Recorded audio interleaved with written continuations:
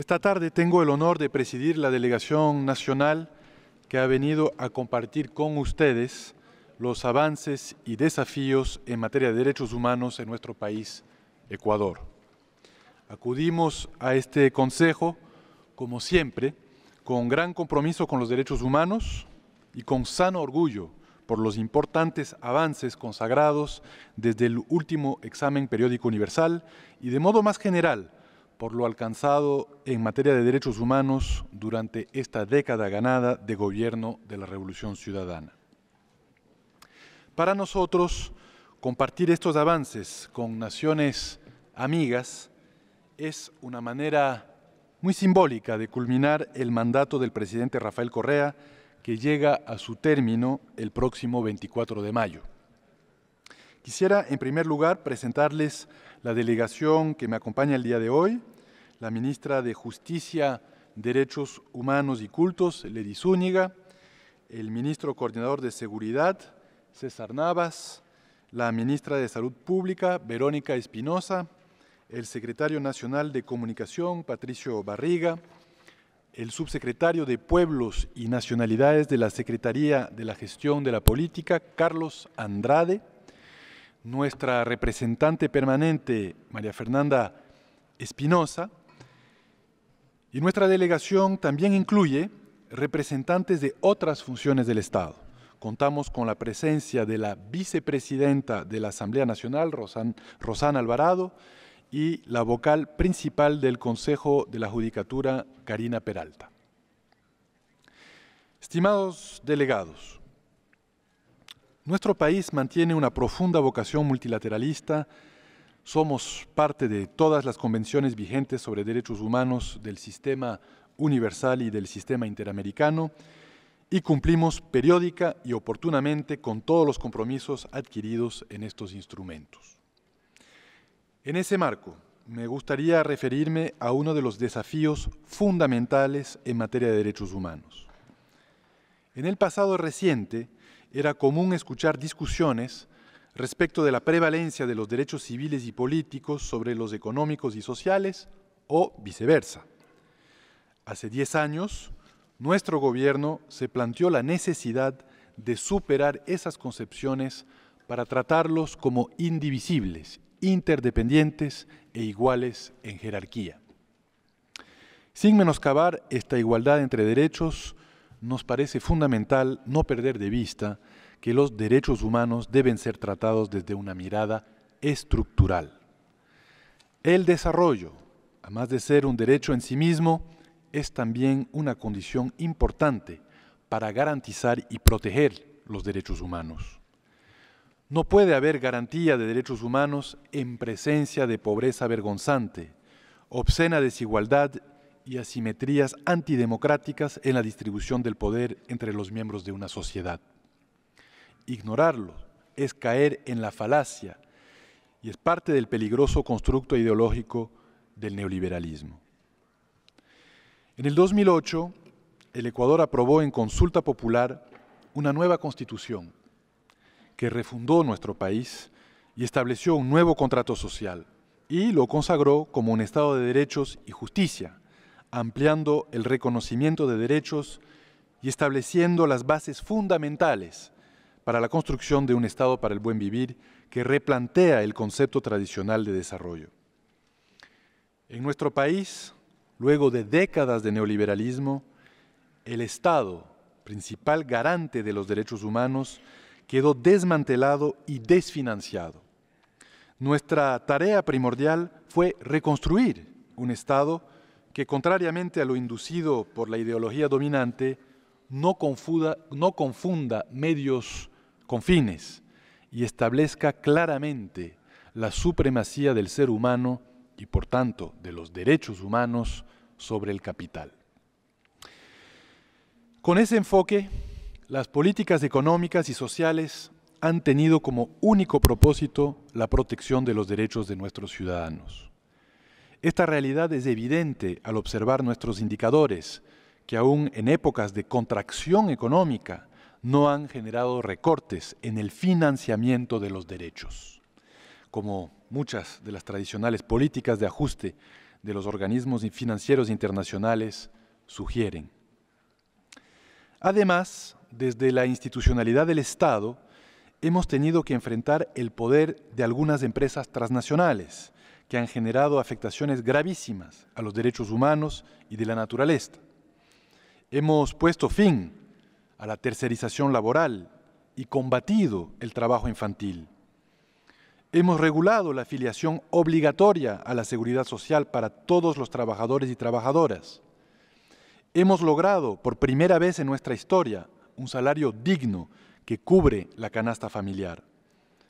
Hemos exigido a las empresas y a las élites de nuestro país que paguen lo que les corresponde en materia tributaria, entre otros grandes desafíos.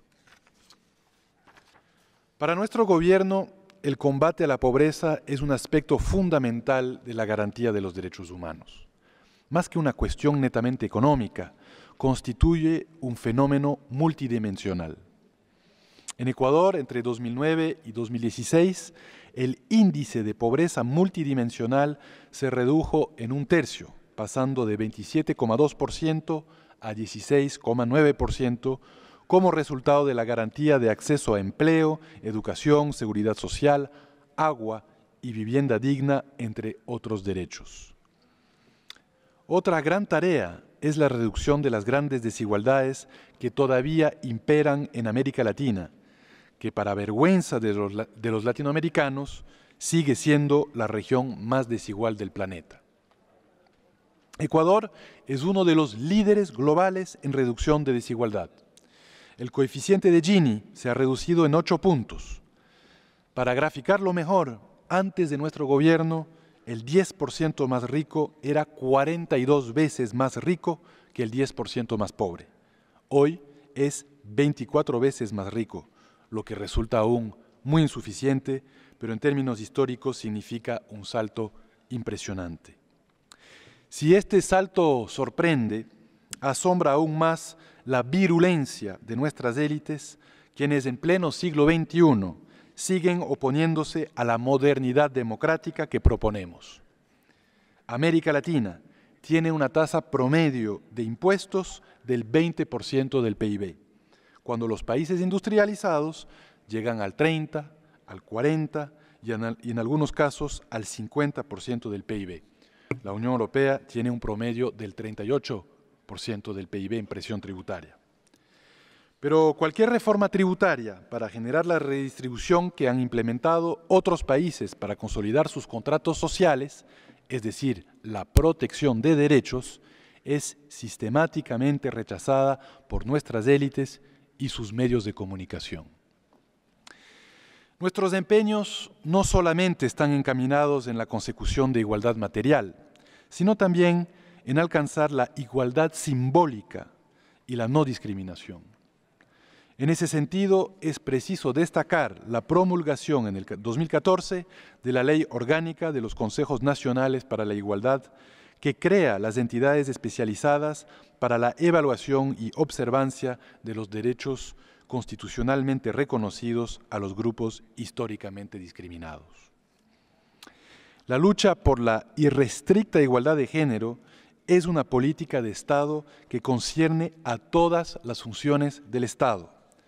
La tipificación del femicidio y de la violencia física, sexual y psicológica en el Código Integral Penal como un delito y como contravenciones respectivamente, constituye un importante logro a nivel legislativo. Para luchar contra la violencia contra la mujer, nuestro país cuenta con 23 centros de atención integral y casas de acogida.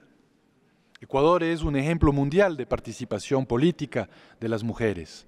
Desde el 2013, la Asamblea Nacional está encabezada por 3 mujeres, una presidenta y 2 vicepresidentas, mientras que el 43% de sus legisladores son mujeres. En todas las funciones del Estado se han implementado acciones afirmativas de género, las que han permitido tener una representación más equitativa de hombres y mujeres en el servicio público. Esta delegación aquí presente el día de hoy, compuesta por altas funcionarias y funcionarios, da fe de este compromiso. Por otra parte, la reforma del Código Civil ha significado un gran avance.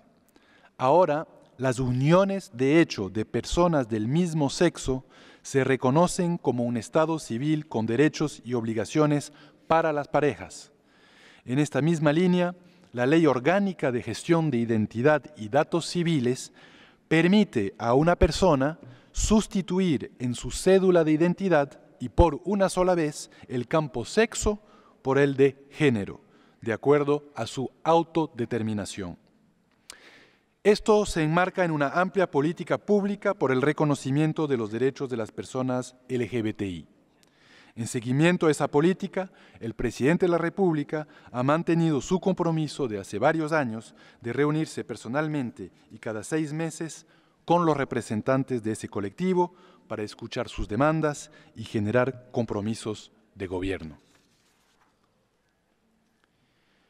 En línea con el principio constitucional de buen vivir, en el Ecuador, el derecho al trabajo digno es reconocido plenamente y no está subsumido al capital. Nuestro gobierno logró reducir la tasa de desempleo al 5,2% a diciembre de 2016, una de las tasas más bajas de América Latina. Hemos promulgado leyes que han permitido la aplicación del convenio 189 de la OIT relativo a trabajadores y trabajadoras domésticas. En materia de previsión social, hemos duplicado el número de afiliados, que pasó de 1,4 millones a 3,2 millones de afiliados en esta década. Nuestro gobierno implementó además un seguro de desempleo. Contrariamente al credo neoliberal que busca mercantilizar la salud, en nuestro país la salud pública es un derecho humano. Para que tengan una noción de la envergadura de nuestra revolución en salud, el presupuesto destinado a este sector, el sector de salud, ha sido 8 veces mayor en esta década de Revolución Ciudadana que en la década anterior. Y hemos duplicado el número de médicos en el mismo lapso de tiempo. En cuanto a la educación, en Ecuador este derecho es garantizado a través de una amplia cobertura y calidad en todos los niveles. Hemos creado 72 unidades educativas del milenio, con 46 adicionales en construcción, cuando durante los 30 años anteriores a nuestro gobierno no se construyó una sola escuela pública. La inversión pública en educación se triplicó en los últimos 8 años de gobierno con relación a los 8 años anteriores. La educación superior pública es gratuita hasta el tercer nivel, hasta el undergraduate level. Y Ecuador, en su apuesta por alcanzar una economía del conocimiento, es el país de la región y uno de los países del mundo con mayor inversión en educación superior en relación a su PIB. Nuestra apuesta es por una democratización con calidad, sin la cual no se puede garantizar derechos. Los derechos humanos serán sostenibles en la medida en que el ambiente lo sea. Es así que por voluntad política, actualmente el 34% de la superficie territorial del Ecuador está bajo un régimen de protección y o manejo sostenible en virtud del fortalecimiento del Sistema Nacional de Áreas Protegidas. También hemos privilegiado el desarrollo de energías limpias a través de la construcción de 9 proyectos hidroeléctricos que hacen que nuestra electricidad provenga en más de un 90% de fuentes renovables. Cada sociedad debería ser juzgada en función de cómo trata a los más vulnerables. La protección de los derechos de personas con discapacidad en los últimos 10 años constituye un referente a nivel internacional. Tal es así que el presidente electo de la República, Lenín Moreno, fue designado por el anterior secretario general de las Naciones Unidas como su enviado especial para temas de discapacidad. En el Ecuador hemos promulgado la Ley Orgánica de Discapacidades, Como política gubernamental, las personas con alguna discapacidad han sido incluidas al sistema laboral con un incremento de su participación de más del 100% entre 2012 y 2015. En suma, la inversión en el sector de discapacidades se triplicó entre 2012 y 2015. En cuanto a la protección efectiva de la niñez y adolescencia, existen políticas para atender las necesidades en todos los ciclos de vida de la niñez. Se evidencia una mejoría significativa en los índices de morbimortalidad. Por otro lado, hemos ejecutado una estrategia que de manera exitosa ha permitido la reducción del trabajo infantil del 12,5% en 2007 al 5,9% en 2015. En lo que a derechos de comunidades, pueblos y nacionalidades concierne, somos uno de los pocos estados que se asumen constitucionalmente como plurinacionales e interculturales. Entre 2007 y 2016, la matrícula neta en educación de bachillerato en adolescentes indígenas se incrementó en un 31,2%, en afroecuatorianos en un 22%, mientras que en mestizos creció un 20%. En lo atinente a la movilidad humana, Ecuador posee una legislación de avanzada. Nuestro país reconoce los principios de la ciudadanía universal y de la libre movilidad humana. En consecuencia, mientras defendemos a nuestros migrantes en el mundo, acogemos a los ciudadanos del mundo que desean vivir en nuestro país y enriquecerlo con su diversidad cultural. Ecuador es el país que acoge al mayor número de refugiados en América Latina, quienes no viven en campamentos, sino plenamente integrados en nuestra sociedad y disfrutan de todos los derechos en condiciones de igualdad. Estas y otras acciones le han valido al Estado ecuatoriano el reconocimiento del Alto Comisionado de las Naciones Unidas para los Refugiados, que considera al Ecuador como un modelo de referencia en la aplicación de las normas de refugio en el mundo. En 2012, el Ecuador tomó la decisión de conceder asilo a Julian Assange, perseguido político por sus actividades periodísticas al frente de Wikileaks. Las recientes manifestaciones del presidente de los Estados Unidos, del fiscal general y del director de la CIA, que sugieren que los Estados Unidos podrían reactivar acciones penales contra Julian Assange y Wikileaks, demuestran que el Ecuador tuvo razón al conceder este asilo hace casi 5 años para proteger sus derechos humanos. Lastimosamente, y como lo ha ratificado la opinión 54 del Grupo de Trabajo de las Naciones Unidas sobre detenciones arbitrarias, sigue siendo víctima de la negación del debido proceso. En Ecuador, atendiendo la recomendación realizada en el año 2012, hemos llevado a cabo una transformación integral del sistema penitenciario para garantizar los derechos de las personas privadas de la libertad. Esto ha implicado una inversión de más de $300 millones para combatir el hacinamiento y permitir una adecuada reinserción social, un incremento de un 50% de jueces por cada 100.000 habitantes, el mejoramiento de la eficiencia del sistema, el impulso a la justicia de paz, la implementación de servicios de mediación y la creación de una escuela de la función judicial encargada de formar a jueces en materia de derechos humanos, siempre precautelando la independencia de esa función judicial. Actualmente, el sistema de rehabilitación social faculta a que las personas privadas de libertad tengan acceso a educación y a oportunidades laborales, además de la posibilidad de llevar a cabo actividades culturales y deportivas. Se ha precautelado el derecho a la salud de las personas privadas de la libertad, por lo que se han establecido 65 unidades de salud al interior de los centros de rehabilitación social. El Ecuador goza de una democracia vibrante. En los últimos 10 años hemos tenido 14 procesos electorales nacionales, incluyendo 3 consultas populares. En Ecuador, la libertad de asociación está absolutamente garantizada. En Ecuador existe plena libertad de expresión.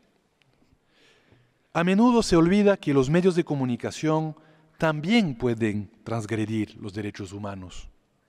Mensajes racistas, sexistas, discriminatorios, excluyentes o incluso difamatorios son ejemplos de ello. La Ley Orgánica de Comunicación del 2013 garantiza el derecho de todas las personas a expresarse y opinar libremente, de cualquier forma y por cualquier medio, pero también genera responsabilidades por las expresiones emitidas.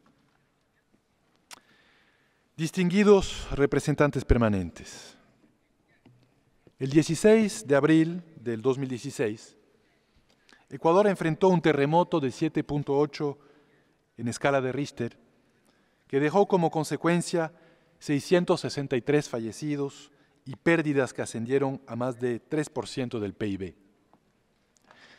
En pocos meses, Ecuador logró llevar adelante una reforma tributaria para recaudar importantes recursos, lográndose la recuperación de 912 escuelas y colegios, 9 centros de salud, la construcción de 12.220 viviendas terminadas y más de 20.131 viviendas en ejecución. Lograr la garantía de los derechos también en situación de emergencia humanitaria es algo que nos enorgullece y que demuestra que la institucionalización del Estado ecuatoriano rinde sus frutos. Después del momento refundacional del Ecuador en 2008, en el que el pueblo ecuatoriano se dotó de una constitución garantista de derechos, era preciso hallar las vías para materializarlos.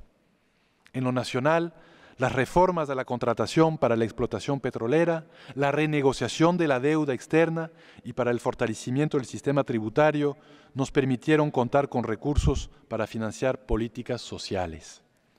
En el ámbito internacional, nuestro gobierno ha liderado iniciativas que buscan salvaguardar el derecho al financiamiento soberano del desarrollo, en el marco del respeto a los derechos humanos. Es en este contexto que debe ser entendida la iniciativa de elaborar un instrumento jurídico vinculante sobre empresas transnacionales para respetar los derechos humanos. Lo propio sucede con nuestra apuesta por el fortalecimiento de la agenda global por la justicia fiscal, cuya contracara más visible son los paraísos fiscales y la creación de un cuerpo intergubernamental en materia fiscal. Finalmente, luego de haber presentado algunos de los principales logros de nuestro país en materia de derechos humanos, debo decir que podemos sentirnos orgullosos de esta década ganada para los derechos humanos en Ecuador. Nuestro país cumplió 20 de las 21 metas de los Objetivos de Desarrollo del Milenio trazadas para el 2015, y en estos días estamos a puertas de anunciar el cumplimiento del último que nos faltaba por cumplir. Reiteramos nuestro compromiso con los Objetivos de Desarrollo Sostenible y con su financiamiento, que para nosotros son temas fundamentales de derechos humanos. Y en ese marco, desde nuestro país, queremos reiterar que para alcanzar los logros presentados esta tarde, hemos debido tomar decisiones políticas, creativas y soberanas, dentro y fuera de casa. En contra de poderes fácticos muy poderosos, hemos logrado un nuevo pacto social en favor del ser humano y de la naturaleza, una concepción integral y sostenible del desarrollo llamada Buen Vivir, una visión heterodoxa de las finanzas, heterodoxa y democrática de las finanzas para el desarrollo y un replanteamiento de las relaciones internacionales que han permitido que el Ecuador mejore los estándares de vida de millones de personas y transformado la situación de derechos humanos en nuestro país. Señor Vicepresidente, con esto culmina la primera parte de la presentación del Ecuador y me gustaría escuchar la primera parte de las preguntas y comentarios de las delegaciones para iniciar este diálogo interactivo. Muchas gracias. I thank His Excellency Mr. Guillaume Long, the Minister of External Relations and Human Mobility of Ecuador, for his statement and for the presence with us this afternoon. We shall now start our interactive dialogue. Before giving the floor to delegation